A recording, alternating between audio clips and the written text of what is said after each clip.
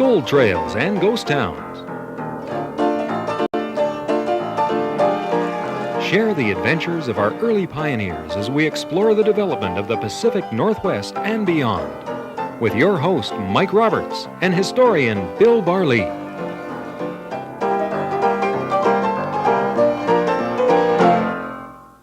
Welcome to Gold Trails and Ghost Towns. I'm Mike Roberts, and with me is Bill Barlee, who's been our storyteller now for quite some time, placer miner himself, author of books, and tour guide for us as we wander about British Columbia, northern Washington State, even into Alberta and into the Yukon as we look for gold trails and ghost towns. Today we go to a part of the country, which I guess very southern part of the Cariboo, a pivotal community. Well, I think one of the most picturesque settings in all of British Columbia, Mike. There's no doubt about it. When you stand above that particular town site, which we're talking about Lytton now, and you see the confluence of the Fraser and the Thompson and the blue-green of the Thompson flowing into the dirty brown of the Fraser, really marvelous. And we weren't the only ones who realized that. The Indians had camped here for the millennia. Thousands of years before the whites came into this country. In fact, when Fraser came down the river in the early 1800s, they were there. Hundreds and hundreds of Indians. And the interesting thing, we're talking about Indian history, but it really changed. They were used to the benevolence, the patriarchy of the Hudson's Bay Company. And the Hudson's Bay Company had scattered forts throughout the interior of British Columbia. Fort Kamloops was probably the closest major fort. Then there was a fort at Hope, another at Yale, and so on. But they were used to that paternalistic attitude. They weren't used to what they really got in 1858. And in 1858, the American miners streamed up the Fraser by the thousands, actually by the thousands. Couldn't believe it. And these were a much different individual than they had met. Did they steamroller these guys? Did they steamroller the natives of the location? They tried to, but the Indians of this area were very, very proud. They were strong, they were interior Salish, they were used to holding their own. Here's two typical Indians of the time. And I think this is a classic photograph. And they have come into contact with the Hudson's Bay Company, the beadwork is apparent, and they're fully dressed, almost ceremonial, and these Indians were really very different from the Digger Indians of California. They weren't about to get steamrollered by the miners coming upstream. You bet they weren't, and they were very gifted in their own right as well. Some of them were, well, here's an example here. This is an Edward Curtis photograph, and here's an Indian woman in a rush hut with various baskets, and of course the baskets and the imbrication were really an art in itself, Mike. And so you had the Indians of this time really camped on this spot and stayed there while the whites came through. And this is a very, very beautiful photograph, either Maynard or Daly. And this would be 1860s, and very interesting because what you see there is an Indian burial, and on top of those poles, Mike, are perforated trade kettles, brass trade kettles, very valuable to the Indians. But they perforated these trade kettles because that soul had departed to the land of shades. And the interesting thing about these photographs is that they were taken after the Indians allowed the whites to take photographs of them. Prior to that time, they felt that the whites actually would capture their soul through the image making. These are the same kind of trade kettles there is on the top of those poles? Yes, very same. These are heavy brass, and they must have been tremendously valuable to the native people at the time. Well, sure, because they could put this right over the fire. It was very quick to cook. With a brass kettle or a copper kettle, whereas if you had an ordinary imbricated basket, you had to put hot rocks under it and took a long time. So and to destroy these was really almost traumatic. And obviously a sign of the honor in which they held the person who died. Sure. So these are what, nesting kettles? These are nesting kettles. So they'd come in a set. Yep. Little bear, baby bear, oh, sure, all the way down. That's really remarkable. Some other items that you have, were these all found right around the Lytton area? Or no, this comes off the Fraser River, so we don't know whether exactly if that came from Lytton or not. And but many of the archaeological digs have indicated this is after, of course, the white man came into the area. This is probably made by a blacksmith of the Hudson's Bay Company or one of the other trading companies used to gaff or spear salmon. And this would be on the end of probably a 15-foot or 12-foot pole. And work like a charm. Of course, it's barbed to hold the salmon. They would just throw it onto the shore and then dry the salmon and split it. Very effective indeed. This is an item, I guess, a prehistoric item. Yes, this would be before the whites, you see, Mike. This is a jade adze, sometimes called a celt, but generally an adze. And it's the various types of jade. There's good jade and poor jade. This is about average quality of jade. And many of these were found in the burials in the area. And it held a fairly decent edge, not like an iron or a steel axe head or an idag, but it was fairly good prior to the advent of iron in the area. It's wonderful how it's smoothed, obviously been used. Oh, yeah. Took great pride in it, Mike. You've got a map here, which is just one of these precious pieces of work. Who's the cartographer? Well, here? the cartographer is very well known in North America, in early North America, Arrowsmith. And the Arrowsmith maps are very expensive, very rare. And this shows the whole Fraser River in the key year, Mike, in 1858, because the rush really got underway in 1858. Now, so the American miners came up from Fort Hope and came up from Fort Yale, making their way through the treacherous canyon, which was unbelievable to them. They couldn't believe a river like this. And finally they came out up over Jackass Mountain and down onto an area that was really made to order. I mean, it was a natural place for a town site. The Indian called it Chijun, and the Americans, of course, quickly called it the Forks, because there the two rivers joined. Mm-hmm. And that was quite logical. So it remained the Forks for many years. And eventually, of course, its name was changed to Lytton, after Bulwer Lytton, who was an English colonial secretary. There it is. This is one of the earliest photos extant, I would presume? Yes, this is 1860s, and it shows we're actually looking north. And we're looking up the Fraser River here, and on the opposite side of the river, beyond the buildings in the foreground, is Prince Albert Bar. Lots of miners would have been busy on this part of the river, and the town is starting to take shape, Mike. It's a log cabin town at the time, but it's starting to get some sort of feel of a real destination. Okay. When we come back, right after this break, we're going to take a look at the way in which Lytton grew, and it grew to some remarkable proportions. Don't go away. More about Lytton in a moment.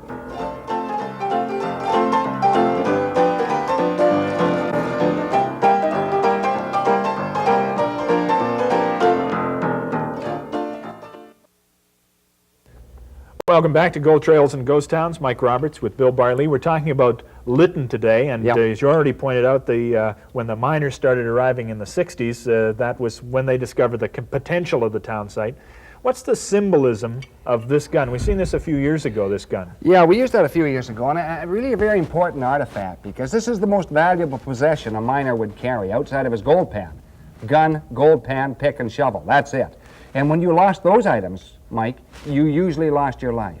And this was picked up underwater at the junction of the Fraser and the Thompson by a diver some years ago, brought it into me, thought it was very important historically, and certainly the owner who lost this lost his life.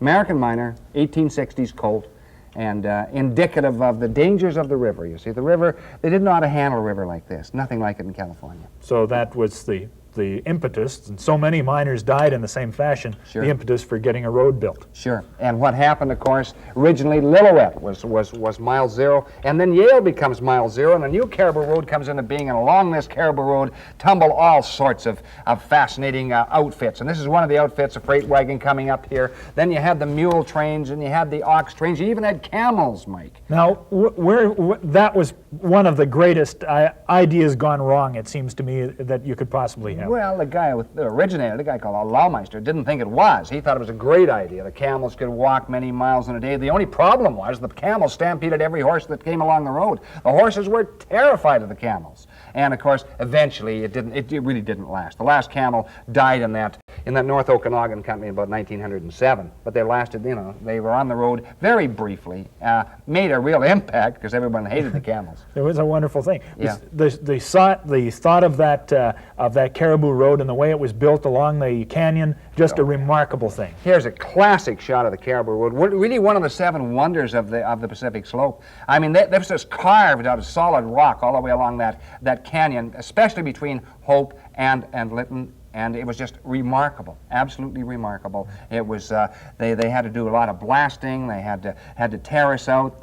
It was a road that people, the early wanderers of that road and the travelers along that road couldn't believe it.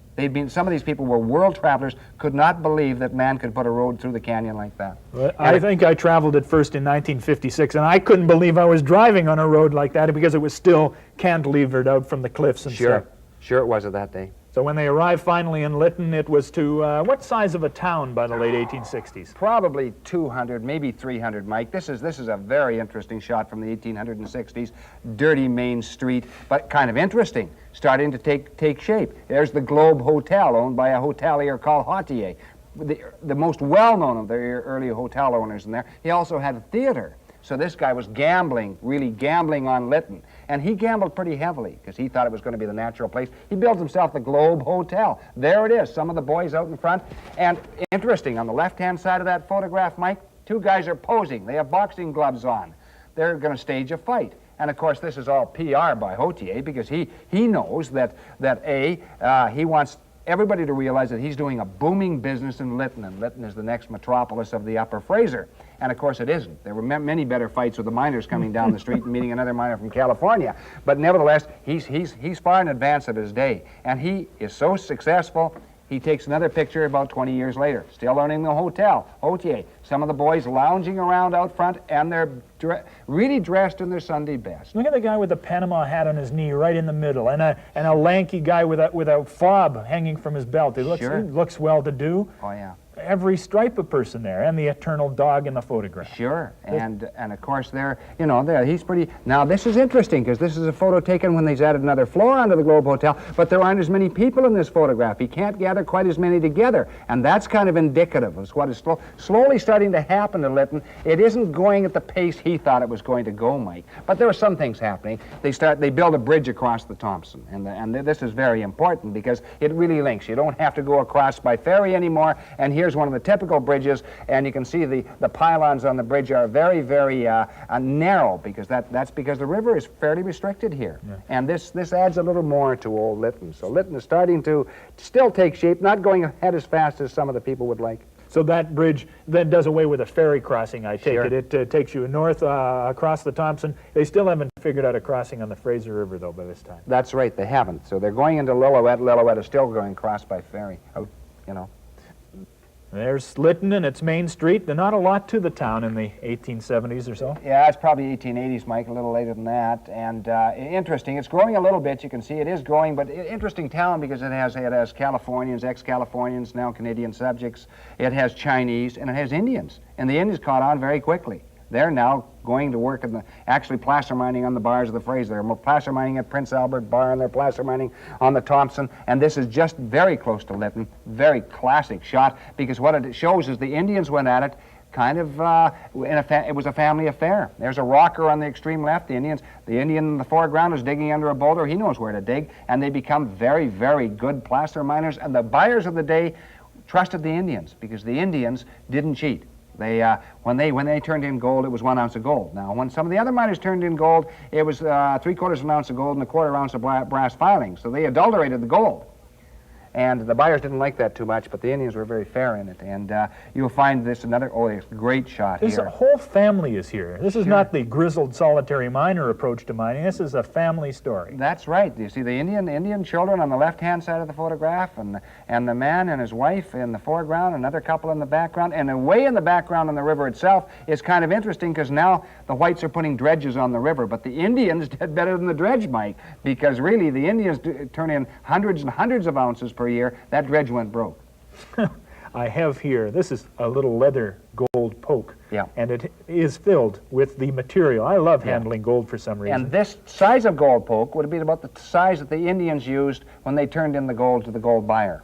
And here's some gold that come out here. How much would the native people be getting for their gold when they traded in? Usually about $15 a crude ounce. That's sometimes 16, depending whereabouts in the river they got, but usually it would be $15 an ounce. Okay. But Lytton hadn't reached its zenith yet, and when we come back in just a moment, we'll find out the heights to which it rose, I guess, over the next few years, right after these words. Don't go away.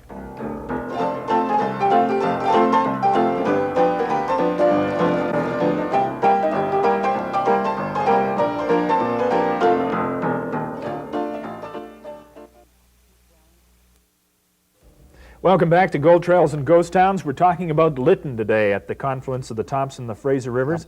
If we were to follow its history, what are its ups and downs, and where did Lytton start to really get into its own? Interesting town, Mike. Went into decline, a real decline, but the formative years, 1858 to about 1867, 68, about 10 years, did very well. was going to be what they thought one of the focal points, one of the major transportation towns of the interior. But after that, it declined. So that, you know, and the reason it was so prominent then is because there was lots of gold mining in the area. The Caribou Road was busy. There were all sorts of teams coming through and lots of transportation. But from 1868 right till about the 1880s goes through a period of very, very slow growth. In fact, almost no growth. And it was really quite stagnant. But in the 1880s, something else happens. CPR drives through the canyon. And with the CPR following it fairly closely a few years later is the CNR. And this provides a new impetus to Lytton. And Lytton really begins to take shape now because they have not just the old standbys, the few gold miners in the area, some ranchers in the area. They now have a steady payroll from both railroads, and they also have tourists coming in for the first time. So after this, Lytton starts to take shape. Here's a very, very good shot of Lytton, about 1911, Mike, and it shows Lytton really at its height. This is when Lytton was really, I think, at the top of its fame. And you know, this was a town with several hotels, dozens of businesses, and really was, they thought, going places. One of the hotels, another globe. This is the fourth globe. Is this still Hautier's globe, or? It isn't Hautier's globe. Hautier is long since gone, and he died some years prior to this. But this is the fourth globe. The first globe was a log structure, the second globe we saw, and the third globe we saw. And now this is a three-story globe, and but it has competition in this town. And the competition is real competition. This is the Lytton Hotel. And this is real architecture, too. This building here has got a gambrel roof. I mean, somebody wanted an edifice. It's almost a mansard type is what it is. Yeah. And it's very interesting because this is a four-story hotel, and they're getting lots of business, and they're doing extremely well. So between 1880s right into the 1920s, right up to the Depression, Lytton does extremely well, Mike. But the Depression hits it rather hard. Just before we get to that, there's one shot in here which is of car dealerships. Sure. This place now, this is what company?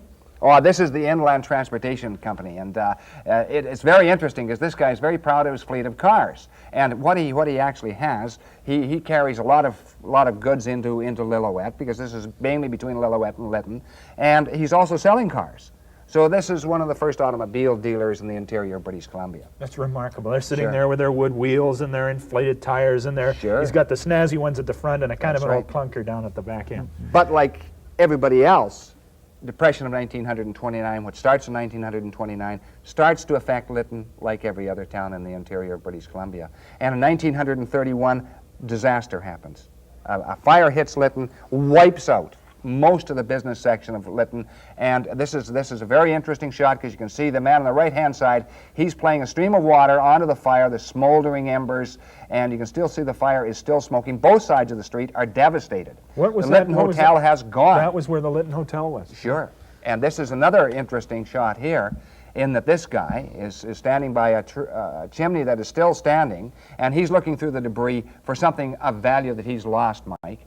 But Lytton really lost, I think it lost its heart in the 1931 fire. It wasn't the only fire, but I think that 31 fire, Lytton never really recovers, because there's another disastrous fire in 1937, and another one again in 1949. So in that space of 18 years, Mike, Lytton ceased to be the old Lytton, the old buildings that were there. Left. That's right. The style and the character and the mood of this town virtually vanished with those three fires. Now, it's not to say that Lytton hasn't got some historic significance. It has, mainly because it's geographically situated right where it should be. It's still the old Forks. It's still the old Indian village. It hasn't changed its geographical location. And you can stand on Lytton and look down past the bridge and look upriver, up the Fraser, and then you can look up the Thompson. And it's really quite remarkable because across the river is Prince Albert Flat, and it's a very interesting area. The whole country has a nice feel. It's Indian country. It's an extension of the desert, actually, and there are other attractions in the area. The old cemetery is one of the oldest cemeteries in the interior of British Columbia, extremely well kept. So that really Lytton has a magnificent history. And of course, both rivers have a magnificent history, too. I haven't been back in Lytton since, I think, about 1958. I don't know why I haven't gone back into the town. Now I will be. Next time we go down to the coast, it'll be that way, and I'm going to pop in there and have a look. I think you'll enjoy it. Yeah. Still some interesting characters. This old map of Arrowsmiths is useful from all sorts of reasons. Shows us where the Forks was, but it also shows us this treasure, the old gold poke here. This is this old gold poke that we used when we were talking about the Indians' gold. Sure. There could be a few of those lying around in that stream Well, still. actually, there are quite a few. If you took the whole stretch of the Fraser, and the Fraser runs a little over 700 miles in length, takes a great bend arcing through British Columbia, and then comes down, right down what we call the trough. But the most difficult part of the trough is really from just north of Lillooet right to about Yale. But the interesting part of it, where most of the gold probably is lying, is right between Lytton and just south of Boston Bar. So between Lytton and Hell's Gate. And I say this with some assurity, because going over the old records, Mike, you find that, and I've mentioned this in one other program, that literally hundreds and hundreds of miners drowned in this river. They didn't drown going up the river, they drowned coming down the river. If you run a river, you're going up the river is much easier than coming down, because you're coming down out of control. And they didn't understand these Canadian rivers. These were American miners. So in the years 1858, 1859, right into about 1865, for about 7 years until they learned that they couldn't run the river, there were many accidents in the river. And we mentioned several years ago, an accident to a miner called Bodkin. He dropped 22 pounds of gold just above Boston Bar. But he wasn't the only one. There were many unnamed miners who came down this river and couldn't handle the hazards of the river. They talk about Hell's Gate, and Hell's Gate was difficult, but there were lots of others. And I think one of the most interesting areas is actually China Bar.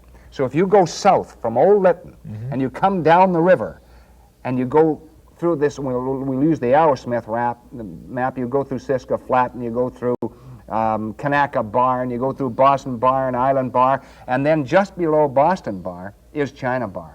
And the Chinese toiled in that river for years. As you drive up the Caribou Road, Mike, and you pass through China Bar Tunnel, and if you look down, which many people don't, especially if they're not familiar with the road, you will see China Bar right down there. And if you go down to China Bar, it's very interesting, because there were submerged rocks in China Bar that vary whether they're dangerous or not. So in low water, they would catch a boat.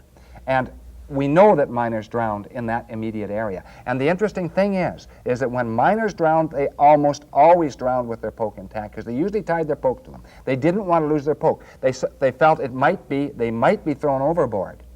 And if they were thrown overboard, they didn't want to lose their gold.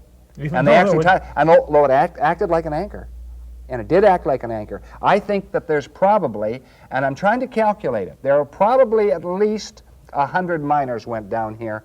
Each one at that time was carrying several pounds of gold, several $1 million on the more difficult parts of the river, probably still in the original gold pokes.